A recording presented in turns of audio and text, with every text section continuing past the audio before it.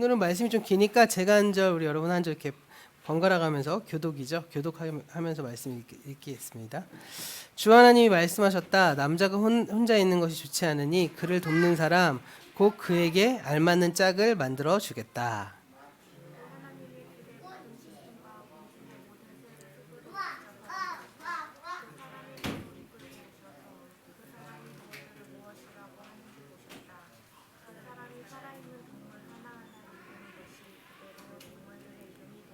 그 사람이 모든 집짐승과 공중의 새와 들의 모든 짐승에게 이름을 붙여주었다. 그러나 그 남자를 돕는 사람 곧 그의 짝이 없었다.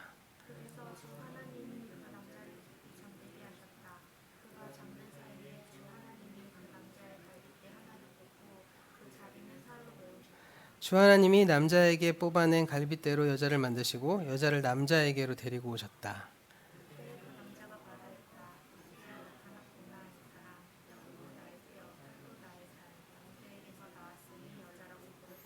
그러므로 남자는 아버지와 어머니를 떠나 아내와 결합하여 한 몸을 이루는 것이다. 남자가 그 아내와 둘 다 벌거벗었으나 부끄러워하지 않았다. 네, 오늘 말씀 결혼식 주례 말씀으로 엄청 많이 나오는 말씀인데 오늘은 결혼식 주례 말씀의 내용과는 전혀 상관없는 상황이 될 것 같아요. 지금까지 창세기 두 번째 단락을 계속 살펴보고 있어요. 창세기 둘째 단락의 중심 주제가 혹시 뭔지 눈치채셨나요? 창세기 둘째 단락의 중심 주제는 바로 관계입니다. 관계.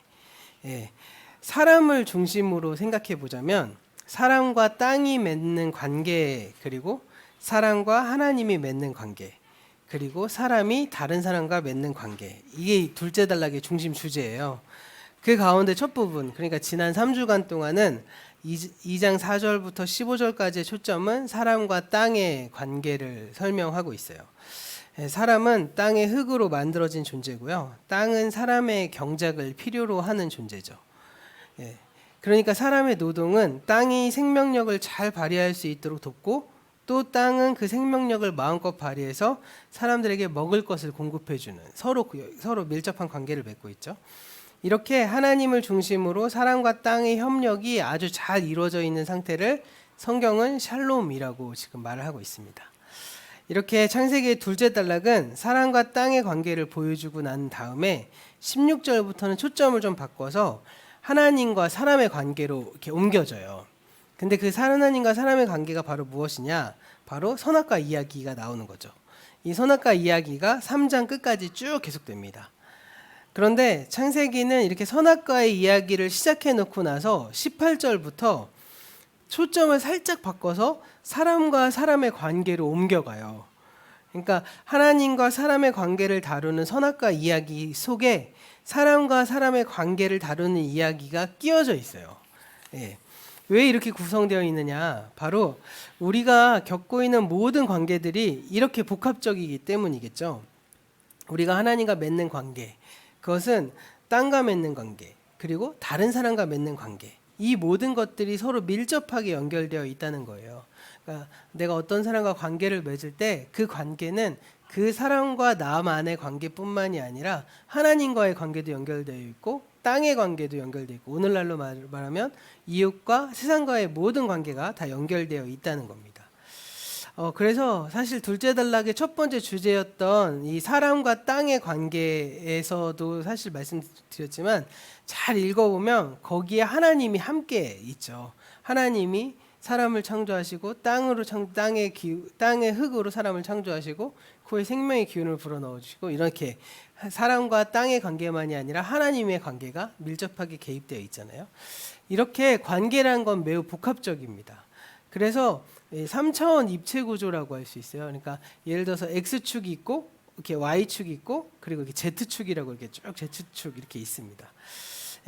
그러한 구조를 전체적인 구조를 좀 염두에 두고 오늘은 사람과 사람의 관계를 말하는 창세기 2장 18절의 이야기를 먼저 좀 살펴보고자 하는데요.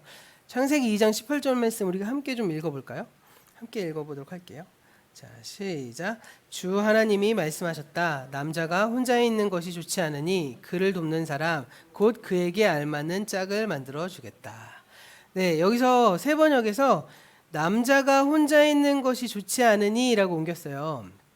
근데 사실 이 본문의 말씀, 그러니까 성경 본문의 말씀에는 남자란 말이 없어요.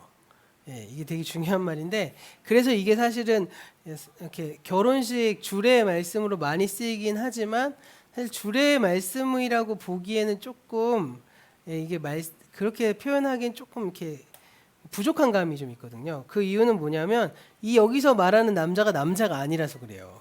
이 히브리어로 하아담 이렇게 나오거든요. 이 직역하면 그 사람이란 소리예요. 그러니까 그 사람이 혼자 있는 것이 좋지 않으니 이렇게 옮기는 게 훨씬 더 올바른 번역입니다. 오늘 우리가 읽어본 말씀에 계속 남자란 말이 등장하거든요. 남자가 나오는데 이 당연히 원문에는 남자가 아니라 그 사람이란 단어입니다. 하아담 이렇게 돼 있어요. 그러니까 아담이란 말도 사람이란 뜻이거든요. 그러니까 그 사람 계속 나오고 있는 거죠. 그래서 결국 오늘은 남자의 이야기가 아닌 사람의 이야기로 먼저 보셔야 된다는 거예요. 그런데 그러면 아담 남자 맞지 않냐라고 이렇게 말할 수 있을 것 같아요. 그런데 남자가 맞긴 맞죠. 나중에 가면 그의 갈비뼈로 사실 여자를 만들게 되기 때문이잖아요. 그런데 창세기에는 아직 그가 남자다라고 언급한 부분은 없다는 겁니다.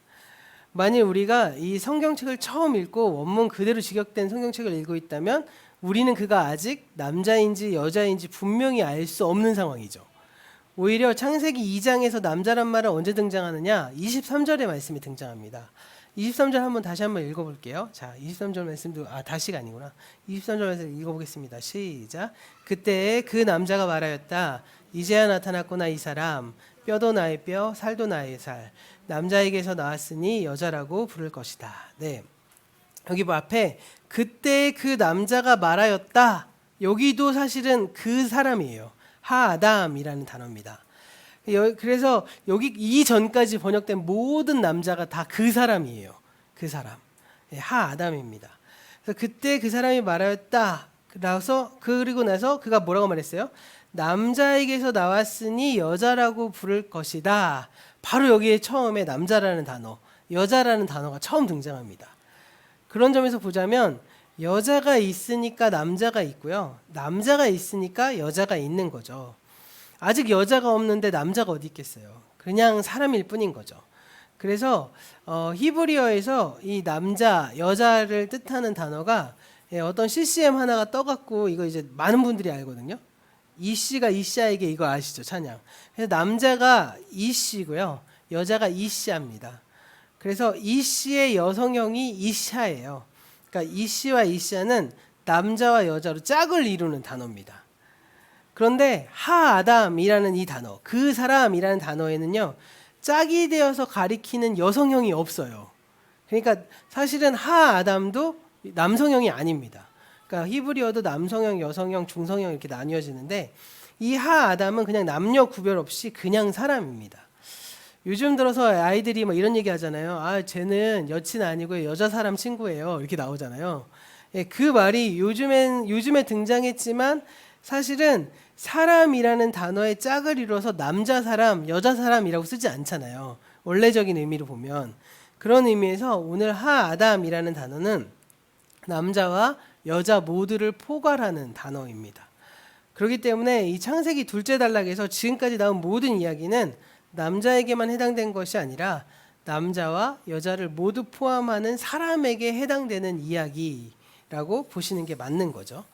그 이야기를 아담이라는 그 한 사람을 통해서 하고 있는 거예요.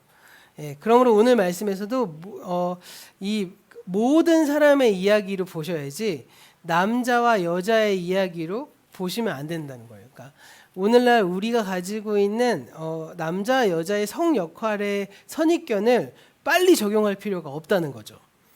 그것은 오늘 말씀에서는 아직 말하지 않는 내용이기 때문입니다. 그런데 우리는 어쩔 수 없이 형성된 이미지가 있잖아요. 그리고 이 한글 성경이 이미 이 그 사람이라는 단어를 남자라고 번역을 해놨기 때문에 저절로 창세기 둘째 단락의 이야기를 남자의 이야기로 그냥 의미를 집어넣어서 읽는 경우가 많습니다. 그런데 남자의 이야기가 아니고 또 여자의 이야기가 아니라 그냥 사람의 이야기를 하고 있는 겁니다. 그래서 오늘 말씀을 우리의 이 오해를 쫙 걷어내버리고 사람의 이야기로 보셔야 돼요. 그래서 오늘 말씀에서 우리가 남자나 혹은 여자에게 주는 말씀이 아니라 하나님께서 모든 사람에게 주시는 보편적인 말씀으로 오늘 말씀을 보셔야 된다는 거죠. 다시 오늘 말씀의 첫 절인 18절 말씀으로 가볼게요. 18절 말씀도 함께 읽어보겠습니다. 자, 시작. 주 하나님이 말씀하셨다. 남자가 혼자 있는 것이 좋지 않으니 그를 돕는 사람 곧 그에게 알맞는 짝을 만들어주겠다. 여기서도 해석이 짝이라고 하니까 꼭 결혼하고 남자 여자라고 나누는 것 같잖아요. 여기 보면 세 번역이 그를 돕는 사람 그에게 알맞는 짝 이렇게 해석해서 너무 길게 번역됐어요. 그런데 개역 성경에는 이걸 뭐라고 말하죠? 돕는 배필 이렇게 얘기했어요. 그러니까 더 남녀처럼 보이죠. 결혼식 말씀처럼 보입니다. 그냥 간단히 돕는 배필 이렇게 하지 않고 그를 돕는 사람 곧 그에게 알맞는 짝 이렇게 해석한 이유는 무엇일까? 바로 히브리어 원문이 이 돕는 배필이라고 해석한 것을 개역 성경이 이거 옳지가 않아, 이거 올바른 번역이 아니야 라고 판단했기 때문에 길게 번역을 한 것이겠죠. 이 돕는 배필은 히브리어로 두 개 단어인데 에제르 크 네게도 이게입니다. 에제르랑 크 네게도. 제 옛날에는 이거 잘못 봐갖고 에제르 크 네게도 이렇게 했는 줄 알았는데 그게 아니라 에제르하고요 띄고 크 네게도 이렇게 두 개 단어입니다. 예, 이 에제르라는 단어는 도움, 돕는 자, 뭐 영어로 하면 헬프, 헬퍼 뭐 이런 뜻입니다. 그리고 크 네게도라는 말은 눈에 가까이 있는, 잘 보일 만큼 가까이 있다라는 뜻이에요. 그래서 직역하면 가까이에 있는 도움이나 가까이에서 돕는 자라는 뜻입니다. 그러니까 이 에제르 크 네게도라는 말에는 배필, 배우자라는 함의가 전혀 들어있지 않는 거예요. 그냥 가까이에서 도와주는 사람, 가까이에 있는 도움 이겁니다. 그 사람이 혼자 있는 것이 좋지 않기 때문에 가까이에서 도와줄 자를 하나님께서 만들어 주시겠다라는 뜻입니다. 그래서 여기서 돕는다는 말을 또 우리가 잘 이해해야 되는데 많은 분들이 이 단어를 그냥 심부름한다고 생각을 해요. 그래서 보조 역할을 하는 줄 알거든요. 이 돕는 자를 그래서 열등한 존재로 이해하기 쉽습니다. 그래서 이걸 가지고 이 여성이 남자를 돕는다라고 해갖고 여성이 좀 열등하고 남성이 좀 우월하고 이렇게 생각하는 경향도 있어요. 그런데요, 여기서 돕는 자로 번역된 이 에제르라는 이 동사가 아자르예요. 그래서 사실은 축구 좋아하는 사람은 이렇게 축구 선수 중에 엄청 유명한 아자르라고 있는 사람 있잖아요. 그게 아마 히브리어의 용례를 따라갖고 한 것 같은데 이 돕는 자라는 뜻을 가지고 있습니다. 이걸 이렇게 용례를 보면 히브리어 성경을 보면 아주 많은 경우에 이 아자르, 이 에제르라는 단어가 하나님에게서 계속 이렇게 나오는 단어로 나옵니다. 예를 들면 뭐 시편 121편 1절 2절 말씀에 이런 말씀이 있어요. 내가 산을 향하여 눈을 들리라 나의 도움이 어디서 올꼬 나의 도움은 천지를 지으신 여호와에게서로다. 여기서 나오는 단어도 바로 에제르라는 단어고요. 신명기 33장 29절에 그는 너를 돕는 방패시오 내 영광의 칼이시로다 라는 말씀도 사실 그 같은 단어고 시편 70편 5절에 주는 나의 도움이시오 나를 건지시는 이시오니 여호와여 지체하지 마옵소서. 이 단어 역시도 이 에제르, 아자르 이런 단어가 쓰여 있습니다.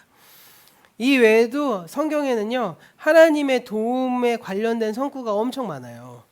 예를 들어서 에벤에셀이라는 단어, 지난 우리 사무엘상 설교했을 때 말씀드렸죠. 사무엘상 7장 12절에 이런 말씀이 있거든요. 이 말씀 좀 같이 한번 읽어볼까요? 7장 12절 말씀입니다. 시작. 사무엘이 돌을 하나 가져다가 미스바와 센 사이에 놓고 우리가 여기에까지 이르까지 주님께서 우리를 도와주셨다 하고 말하면서 그 돌의 이름을 에벤에셀이라고 지었다. 하나님께서 우리를 여기까지 도우셨다 이렇게 나오면서 그 돌의 이름을 에벤에셀, 도움의 돌이라고 말하고 있습니다. 이 에벤에셀을 히브리어로 정확하게 읽으면 에벤에제르라고 하는 뜻입니다. 에벤이 돌이고요. 에제르, 방금 말했던 도움이라는 뜻이죠. 그래서 도움의 돌에서 하나님이 도우심을 상징하는 돌이다라는 뜻입니다. 물론 히브리어에서요 돕는다는 말이 무조건 하나님의 도우심으로만 해석되느냐? 아닙니다. 다른 사람의 도움을 쓸 때도 같은 단어가 쓰이긴 하는데요. 그런데 이 말을 가장 중요한 사실은 이 도움이 돕는 자, 도와주는 자, 뭐 도움을 받는 자 이거의 우열 관계를 다루고 있는 단어가 아니라는 거예요. 그래서 이걸 오해하시면 안 된다는 거죠.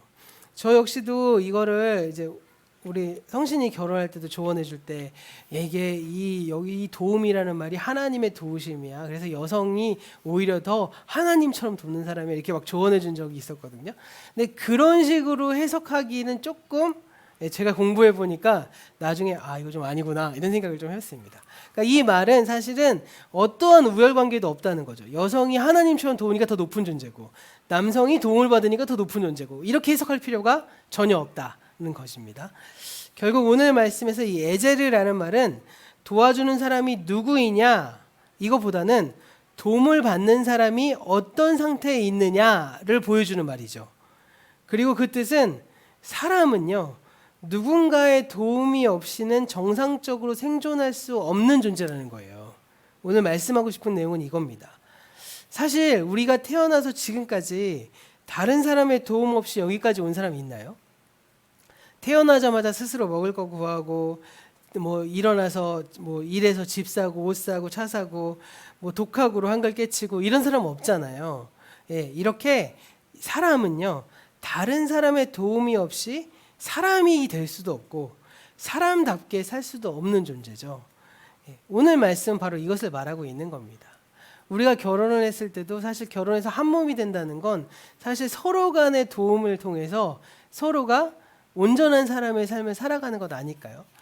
우리가 우리의 삶에서 가끔 보면 내 뜻이 오를 때도 있고 그 배우자의 뜻이 오를 때도 있는데 그것을 맞춰가면서 조율해가면서 서로 간에 도움을 주면서 살아가는 거고 공동체 안에서도 부족한 부분을 서로 채워가면서 공동체를 이뤄가는 거 이게 바로 인간이 가지고 있는 아주 중요한 특징 가운데 하나라는 것이죠.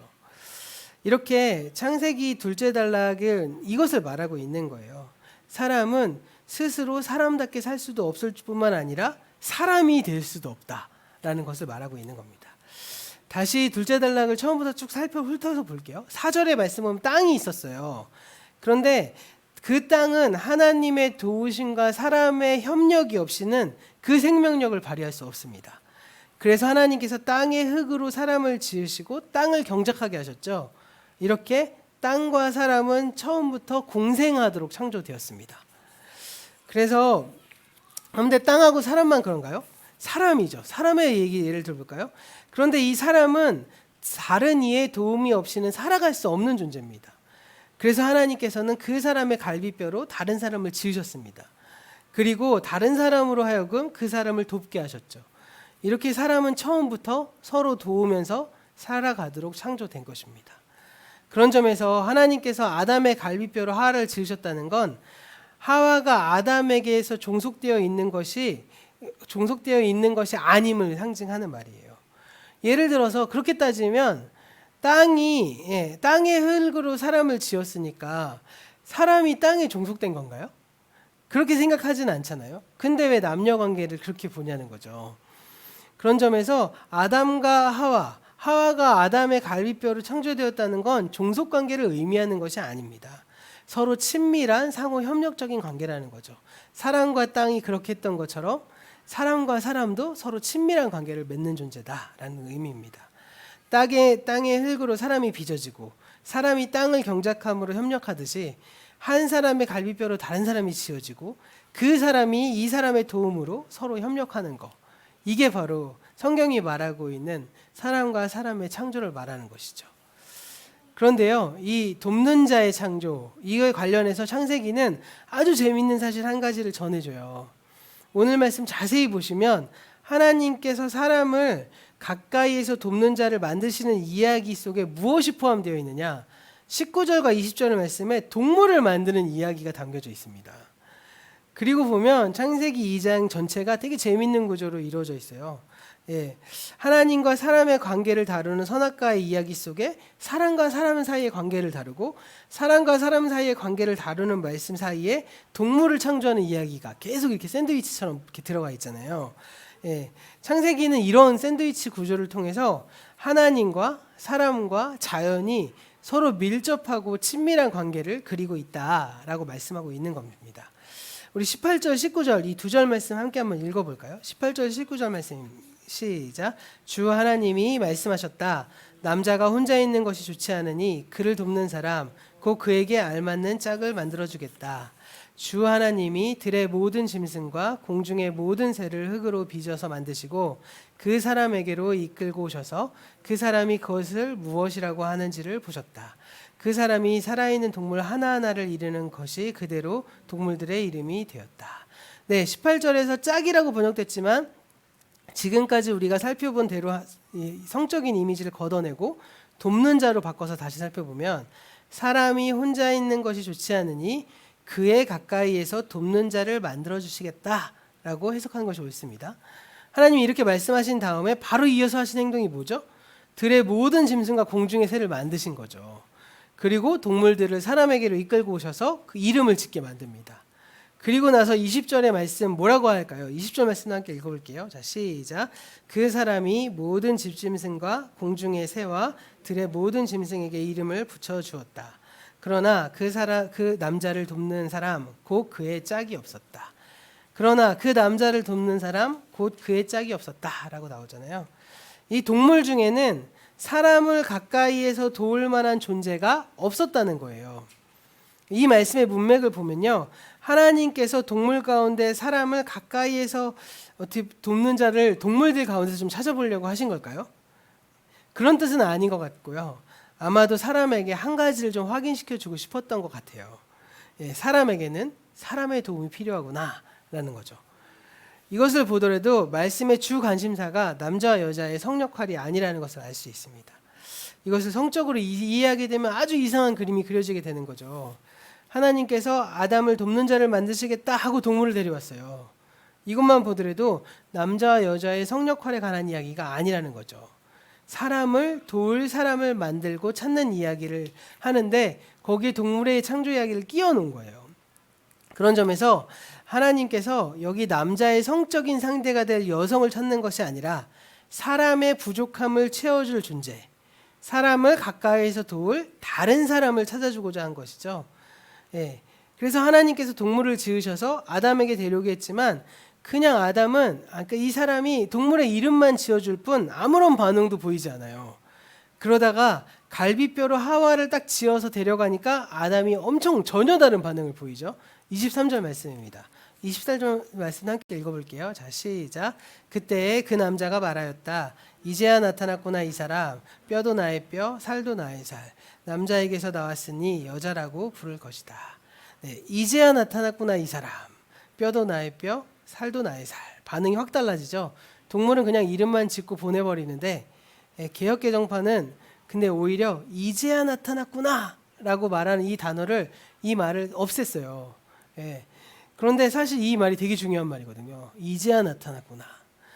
수많은 동물들이 자기 앞에 왔지만 나를 돕는 자라고 생각하지 못하고 있다가 그리고 안 하고 있다가 하하를 보자마자 이제야 나타났구나 이렇게 말하고 있다는 것입니다. 결국에는 동물은 가까이에서 나를 도울 수 없어 라고 성경은 말하고 있는 것이죠. 그러다가 하와가 나타나니까 아담이 외칩니다. 이제야 나타났구나. 결국 사람의 도움으로써 사람의 존재를 완성시킬 존재는 사람밖에 없다는 것이죠. 자, 오늘 말씀 좀 정리할게요. 사람은 결코 혼자서 사람이 될 수 없죠. 또한 사람은 결코 혼자서 사람 노릇을 할 수 없습니다. 사람은 사람의 도움을 통해서 창조되죠. 우리는 다른 사람의 도움으로서 사람이 되었고요. 또 다른 사람의 도움이 있었기에 사람으로서 이 땅에서 살아갈 수 있는 존재가 된 것 아닐까요? 이게 바로 창조의 섭리라는 거죠. 우리가 다른 대상과 같은 사람과 물론 갈등도 있고 물론 항상 좋을 때는 없잖아요. 근데 그 갈등조차도 사실은 우리가 사람이 되어가는 과정 가운데 엄청 중요한 요소라고 해요. 이 사춘기 아이들이 부모님한테 반항하잖아요. 근데 반항기가 없는 아이들이 더 위험하다고 해요. 왜냐하면 아이들이 스스로 인격이라는 게 생겨졌을 때 처음으로 관계 맺는 대상에게 반항함을 통해서 자기 자아를 형성한다는 거죠. 그런 점에서 아이들이 부모님께 반항기에 반항하는 건 사실 어떻게 보면 엄청 긍정적인, 우리를 굉장히 힘들게 하지만 그런 상황이라고 보이죠. 저희 요즘에 가끔씩 우리 큰애가 눈빛이 살살살 변해갖고 제가 이제 얘 눈빛 변하지 말라고 제가 막 제 아는 막 농담으로 우리 아이에게는 사춘기는 있을 수 없다 막 막 이렇게 막 얘기하지만 사실은 사춘기는 사람의 형성 과정 가운데 굉장히 건강하다는 상징적인 인물이잖아요. 근데 그것뿐만이 아니잖아요. 공동체 안에도 갈등이 없으면 사실 온전한 공동체가 될 수 없죠. 가정도 마찬가지지 않을까요? 우리가 가정 안에서의 갈등이 없으면 그게 어떻게 온전한 가정이 될 수 있을까요? 갈등을 통해서 또 도움을 통해서 상호 협력을 통해서 이해하지 못하면 용납이라도 하고 그러니까 용서 안 되면 용납이라도 하는 그 모든 과정을 통해서 우리 안에서 서로 간에 내가 온전한 사람으로 하나하나 성장해 나아가는 것이겠죠. 이렇게 우리가 우리의 삶을 통해서 사실은 사람이란 존재가 다른 사람의 도움을 통해서 사람이 될 수 있고 나도 역시 다른 사람을 도와줌으로써 또 사람의 역할을 하고 이런 과정들이 우리에게 있어야 된다는 겁니다. 이것은 땅도 똑같은 과정이에요. 노동을 통한 사람과 땅의 협력으로 인해서 하나님의 창조가 완성되는 것처럼 사람을 창조하는 그 하나님의 창조 역시도 사람의 참여를 통해서 사람의 도움을 통해 완성되는 거죠. 아이를 낳고 키우는 일을 통해서 부모는 하나님의 창조에 참여합니다. 근데 아기들뿐만 아니잖아요. 우리 주변에는 나보다 더 많은 도움이 필요한 이들이 있습니다. 노인들도 있고요. 투병 중이신 분들도 있고 장애를 가지신 분들도 있죠. 예. 나보다 더 많은 도움을 필요로 하는 사회적 약자들도 참 많습니다. 더 나아가서 현실적인 도움뿐만 아니라 영적인 도움을 필요로 하는 사람들도 있습니다. 예, 영적으로 갈급한 사람, 방향을 잃어버린 사람, 잘못된 도움을 받고 잘못된 배움을 통해서 오히려 상처받은 사람들. 예, 하나님은 그 사람들에게 돕는 분을 만들고 그 돕는 분들을 통해서 그들을 세우고 또 그렇게 그 도움을 통해서 하나님의 창조를 완성해 가시고 하나님의 교회를 세워 가시고 이 일들을 해 나가는 것이겠죠. 그래서 우리가 남을 도울 때 우리 스스로 어떤 생각을 하셔야 되냐면 하나님의 동역자구나. 내가 하나님의 동역자로 지금 존재해 있구나. 내가 사람을 지으는 그분의 창조에 내가 참여하고 있구나 라고 생각하시면 되는 거죠. 그리고 우리가 남을 돕는 자리에 있을 때 감사와 자부심을 가지고 그 일을 해내는 겁니다. 그리고 그 일을 했을 때 가장 중요한 초점은 뭐죠? 내가 주인 되지 않는 거죠. 내가 주인 돼서 내가 원하는 방향으로 조작하지 않는 겁니다. 사실 우리가 사람들과 관계 맺을 때 가끔 저는 이제 이런 생각 엄청 많이 하는데 서로 간에 자기 쪽으로 끌어당기기 위해서 막 대화하는 것 같은 느낌을 많이 받거든요. 그러니까 내 말이 맞아. 너도 내 말에 동의해야 돼. 라고 하든지 너도 내 편으로 와야 돼. 라는 거. 저희 별것도 아니지만 저희 아이들 축구할 때 보면 저희 그 학부모들 안에서 약간 두 파로 나뉘어서 서로 끌어당기는 느낌을 받을 때도 있고요. 그리고 그 서로 끌어당기는 느낌 안에서 사실은 서로 간의 얘기를 다 들어보면 둘 다 옳아요. 그런데 그 안에 그걸 가지고 막 서로 막 자기 편으로 땡겨지는 막 그렇게 관계를 맺으려고 하는 경우들이 많죠. 그런 것들의 모든 관계 안에는 뭐가 있을까요? 결국 핵심은 하나님이 주인 되는 것이 아니라 내가 주인 된 상태인 거죠. 내 뜻으로 데리고 오려고. 예. 마찬가지 아닐까요? 저도 만약에 목사지만 제가 하나님의 뜻에 온전히 서 있지 않고 기준점을 하나님으로 두지 않고 제 기준을 가지고 예를 들어서 누군가를 설득한다면 그건 제가 제 기준으로 사람을 끌어당기는 거잖아요. 그거는 사람으로서의 일들을 하는 것이 아니라는 거죠. 사실은 내가 주인 되어서 하는 것이 아니라 하나님의 창조의 조력자로서 그 일을 해내는 것. 이게 가장 중요하다. 우리가 기준점을 어디에 두느냐. 그래서 항상 우리가 가지고 있는 건 우리 안에 늘 조율할 수 있는 기준음을 늘 가지고 있으셔야 된다는 거죠. 피아노 조율하시는 분들 보면 기준음 가지고 있는 기계 있잖아요. 그 기계 딱 해서 그거 맞추고 나면 거기에서 반음 올리면서 피아노 조율하는 것처럼 우리가 항상 하나님의 말씀, 하나님의 뜻을 기준점으로 삼고 있지 않으면 자꾸 나도 모르게 그 기준점을 내가 만들어내고 내 스스로 판단하고 재고 해석하게 돼서 자꾸 사람을 자기 쪽으로 땡기고 끌어오게 되는 나도 모르는 새 그렇게 되는 경우들이 참 많은 것 같아요. 그런 점에서 우리가 나는 내가 주인이 아니라 난 조력자일 뿐이야. 내가 하나님의 창조의 동역자로서 이 사람을 세우고 있는 거야 라는 것을 기억하셔야 된다는 거죠. 물론 하나님의 창조의 조력자로서 남을 돕는다는 것은 그 사람을 온전한 사람으로 창조해 가시는 하나님의 뜻을 물으면서 그 뜻에 참여함을 의미하기 때문에 가능한 것이겠죠. 다른 사람을 돕되 내가 가진 영향력을 발휘해서 그 사람을 내가 원하는 모습으로 만들어내려고 하지 않는 것, 그런 욕심을 부리지 않는 것입니다. 하나님께서 그 사람을 창조하시면서 그러니까 하나님께서 가진 뜻이 무엇인지, 그리고 하나님께서 나의 도움을 통해서 그 사람을 어떻게 온전히 하시게 하실지를 물어보면서, 그리고 온전한 창조를 함께 나아가길 소망하는 거죠. 가까이에서 돕는 이가 되는 것, 그게 바로 우리의 역할이 아닐까라고 생각됩니다. 그런 점에서 우리 주변에는 저도 참 부러운데 남돕기를 좋아하고요, 그 일을 잘 해내시는 분들이 있습니다. 하나님께서 창조의 조력자로서의 은사를 주신 분이신 거죠. 우리는 그런 분들에게 존경하고요, 그런 분들이 더 크게 일하실 수 있도록 세워지는 역할을 해야 되겠죠. 내가 사람이 될 수 있도록 도와주신 분들, 그리고 내가 사람으로서 살아갈 수 있도록 지금도 돕고 있는 사람들에게 우리는 감사할 수 있어야만 합니다. 때로는 그 감사의 대상이 내가 미워하는 존재가 될 수도 있겠죠. 그렇죠. 내가 사람이 될 수 있도록 도와주는 존재가 사실은 가장 가까이에 있는 제 아내 아닐까요? 제 아내가 저를 가장 많이 힘들게 하잖아요. 한마디 탁 던질 때마다 가슴에 비수가 던지는 것처럼 싹 아프고, 그런데 그게 또 가만히 생각해보면 또 맞을 때가 있고, 그러면 그걸 통해서 또 내가 그것을 바꿔 나가기도 하고 이런 거 아니겠습니까? 그런데 그 조언을 해주는 대상도 내가 조력자로서의 역할을 하고, 받아들이는 대상도 내가 창조의 조력자의 역할의 기준음을 하나님께로 맞춰 나가는 연습들이 가장 필요한 것이겠죠.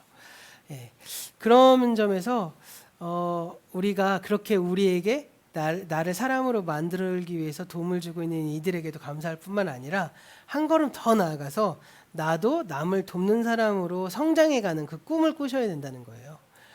내가 인생 한 번밖에 살아가는 인생인데 늘 그냥 남의 도움만 받고 살아가기보다는 나도 언젠가 누군가에게 도움이 될 수 있는 존재, 나도 누군가의 사람들에게 그러한 하나님의 도움을 구현해 줄 수 있는 존재가 되면 참 좋겠죠.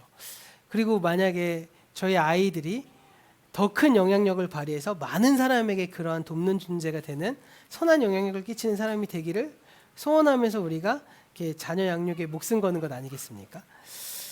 재정적으로, 육체적으로 그 모든 것들을 감당할 수 있으면 참 좋지만, 혹시 그렇게 되지 못할지라도요, 우리가 스스로 영적으로 돕는 사람 되어야 되겠구나라고 이렇게 생각하셨으면 좋겠어요. 어제 이제 풍삼초 마무리하면서 우리 이제 시연이 형준이 커플에게 그랬거든요. 몇 년 뒤가 될지 모르겠지만 영적인 부모가 돼서 영적인 아이와 청년을 돌보는 사람들이 되었으면 좋겠다. 그리고 우리 교회 모든 이제 여기 있는 분들이 다 영적인 부모로 성장해서 누군가에게 영적인 자녀를 낼 수만 있다면, 그게 어떻게 보면 인생에 있어서 엄청나게 보람되고 가치 있는 일이 아닐까라고 생각해 보게 됩니다. 그래서 하나님의 공동체 확장이 가져오는 것, 내가 있는 곳에서 하나님의 공동체가 새롭게 되는 일에 기여하는 것, 그것이 이음교회가 되던 다른 교회가 되던 내가 있는 곳에 항상 하나님의 창조의 일이 일어나는 그러한 사람이 되는 것, 이게 이제 우리의 목적이 아닐까 생각해 보게 돼요. 내가 어떤 사람의 도움으로 사람이 되었고 사람으로 살고 있듯이 나의 도움을 통해 사람들이 비로소 사람이 되고 또 사람으로 살아갈 수 있도록 그것을 목표로 삼는, 인생의 목표로 삼아야 되는 것이죠.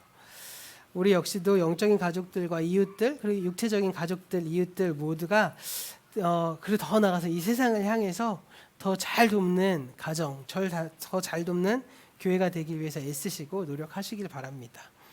우리 모두 우리의 육적인 자녀들에게만 뿐만 아니라 더 나아가서 영적인 부모가 되는 꿈을 꿔서 우리 주변의 영적인 아이들을 잘 키우고 공동체를 세우는 꿈까지 꿔서 하나님의 계속된 창조에 우리 역시도 사용되는 우리 모두가 되기를 간절히 소원해 봅니다.